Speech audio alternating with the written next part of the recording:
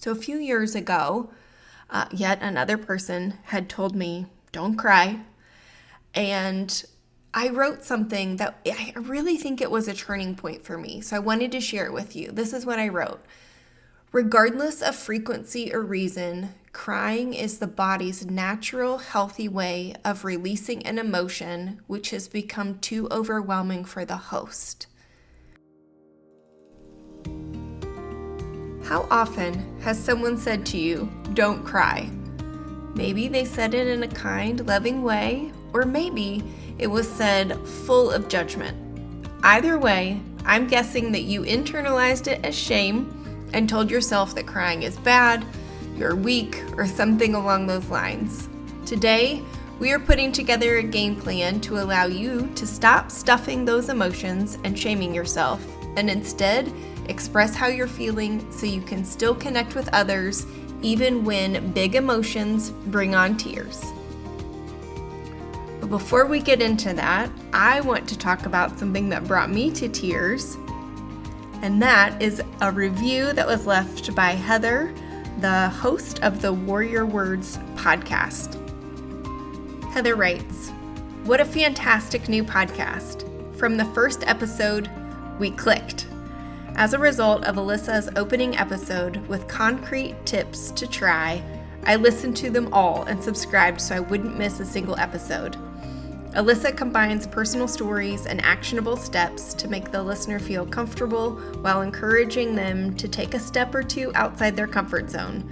If you're a highly sensitive woman, this podcast is worth every second of your time." Thank you so much, Heather. I can't wait to share today's episode with you. Let's get to it. Hey, lady. Welcome to the Highly Sensitive Woman podcast. Do you struggle with self-doubt, setting boundaries, or feeling overwhelmed?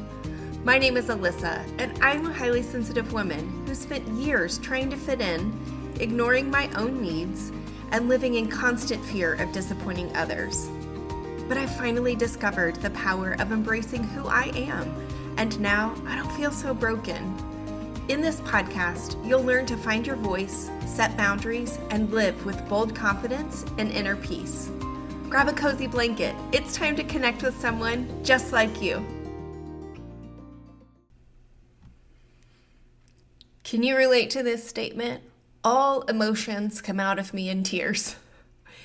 Sad, if I'm mad, if I'm happy, if I'm elated, if I am feeling so loved, if I am angry, angry. Let me tell ya, if I start crying because I'm angry, those tears are just going to make me more angry. It's true. All emotions, it does not matter if they are quote unquote good or quote unquote bad, all of them come out of me in tears. I have cried a lot with the release of this podcast, and they have all been very happy tears because they have been a result of all of the love and the kindness of others. I have been reminiscing about who I was 10 years ago, 5 years ago, less than 2 years ago, compared to who I am today. And I have been overcome with emotion, and the tears just kind of keep bubbling up. And then, of course, at the same time, if I am sad or heartbroken, that brings on tears too. And for a long time, I felt so much shame about being a quote-unquote crier. I really kind of hated that part of me and how I was made. And it has taken a lot of acceptance, as well as developing some skills around those tears to be able to not feel that shame anymore and just sort of embrace the fact that I'm a crier and that's okay. For a long time, those tears led to disconnection with others, whether it was because I felt dismissed by the other person when they said, don't cry, or why are you crying, or something along those lines. I also felt misunderstood a lot of the time because I think that often people make assumptions about what emotion is causing those tears, and those assumptions might be right, Or those assumptions might be way off base. And what I found was when I would cry, then I would be less inclined to share or to say what I was feeling because I didn't want to cry in front of the other person. I didn't want them to dismiss my tears. And so I would just sort of stop sharing altogether and then bottle it all up. And then eventually it would come out, but often not in the most helpful or beneficial way. I have found some of the things that we're going to be talking about today has helped me with, one, accepting the tears and accepting that that's just how I process emotions.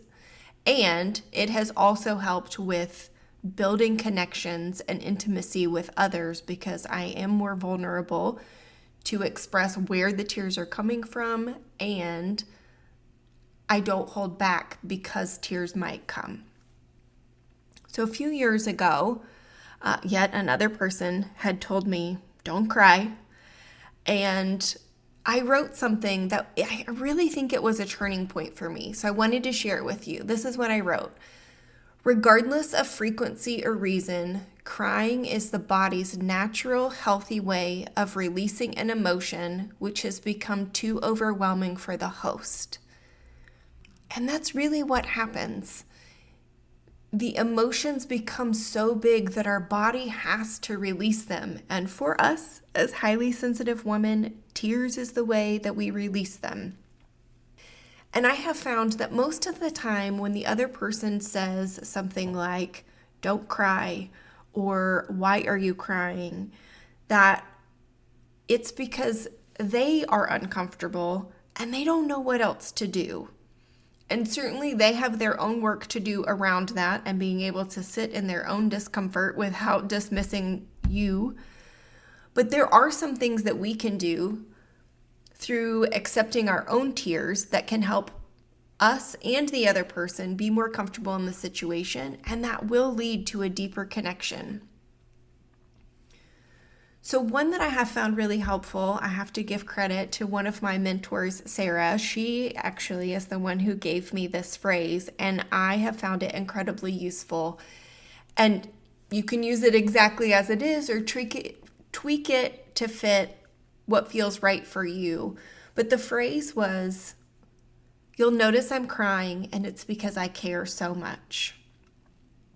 Just acknowledging the tears and acknowledging that they are coming from a place of deep care about the person or the situation that you are discussing really just helps kind of disarm, for lack of a better word, the situation. And by acknowledging them, it doesn't add the additional emotions that can come because you're crying. Right? Maybe you have experienced this where you're crying about a particular situation, and when they start to come and you can feel them, there's this added anxiety, which makes everything feel more magnified because now there's a new emotion that has been added. Or, as I mentioned earlier, if I'm crying because I am angry, the likelihood that I'm going to get more angry is pretty high because I'm angry because I'm crying.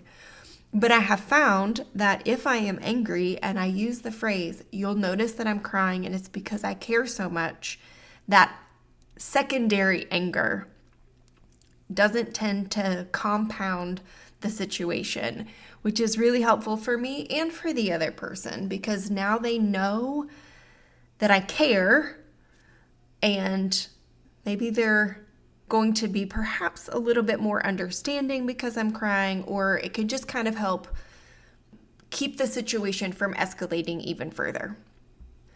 A second option is to give yourself permission to say, my emotions are too big right now for me to think clearly, and I need to revisit this conversation later. You are not required to have a conversation in the moment when your emotions are really heightened. I know sometimes we feel like that because we are often people pleasers, and if we are confronted with something or we're kind of in the heat of a moment, we feel like it has to be addressed right then. And I just want to offer you that it doesn't. You can give yourself permission to say, now's not a good time. I'm too heightened. My emotions are too big. Let's revisit this. And give yourself some time to, if you want to go into another room or go for a walk, and let those emotions kind of process first on your own so that then you can come back and share with the other person. That is a fantastic strategy. The key to this is that you actually revisit the conversation later and that you keep that promise to yourself and to the other person so that you can build connection with yourself and connection with the other person.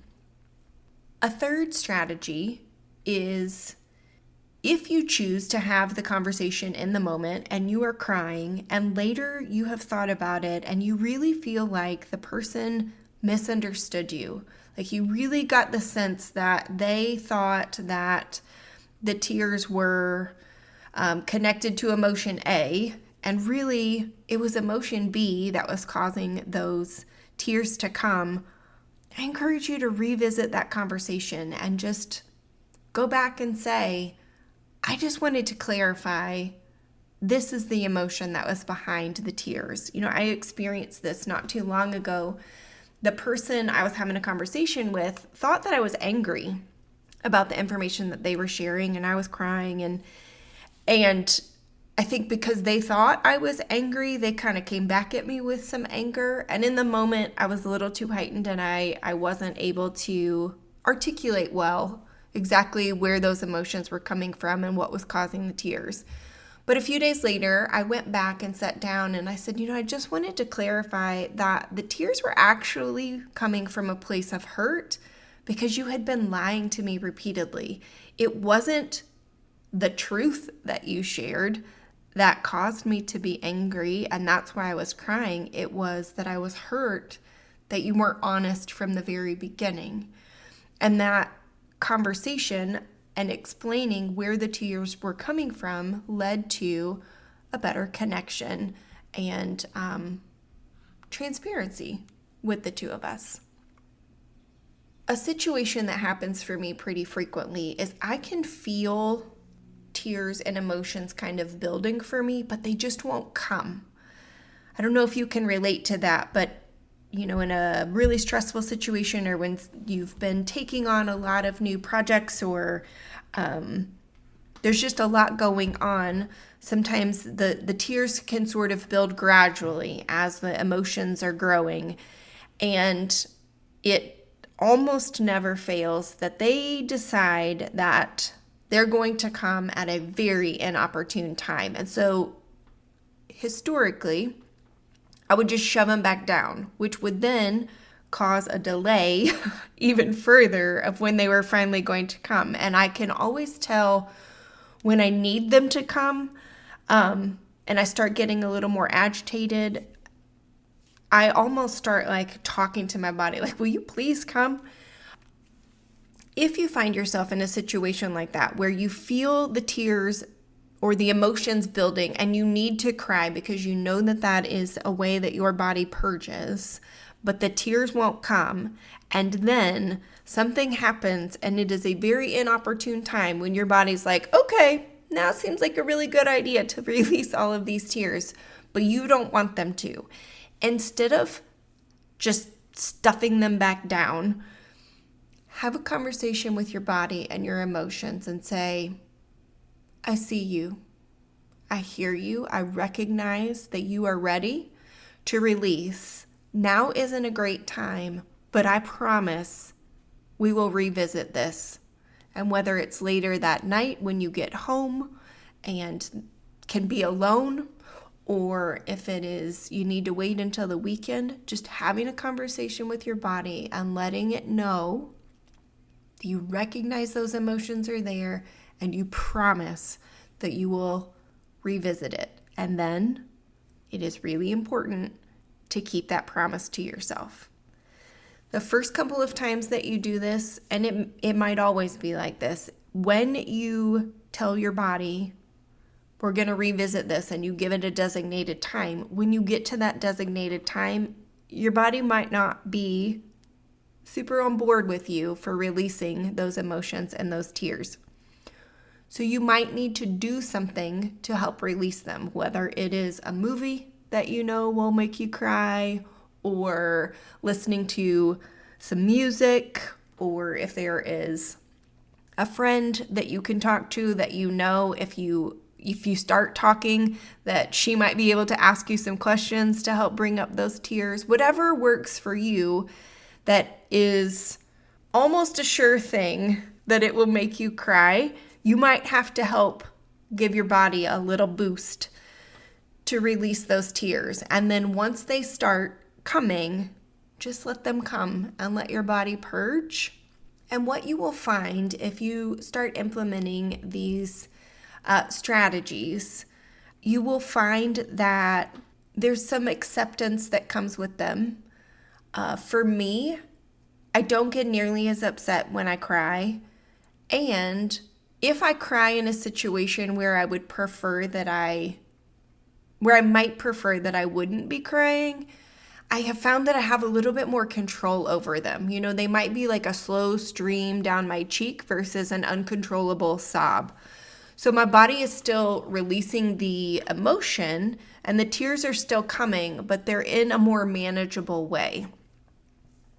So I hope that this is helpful for you and that you can kind of embrace those tears, because they are part of what makes you such a wonderful, wonderful woman. Those tears are connected to that very soft, tender spot in your heart and in your soul that makes you who you are. So let's let go of some of that shame. Try some of these tactics for managing the tears when they come and not allowing the tears to prevent you from having connection with others, and instead using those tears as an opportunity to go deeper and really connect with people you care about. If you would like some help with learning how to manage those tears, I would love to have a conversation with you and see if working together in a coaching capacity would be a good fit. You can send me a message at info@lifecoachalyssa.com. I hope you enjoyed today's episode. If so, would you take 30 seconds and share it with a friend who may be feeling like she's broken too? I'd love it if you'd leave a quick review for the show on Apple Podcasts. It brings me so much joy to know this podcast is helping you. Now it's time for me to stop talking and go soothe my senses in nature. I'll meet you back here next week for another episode. Take care.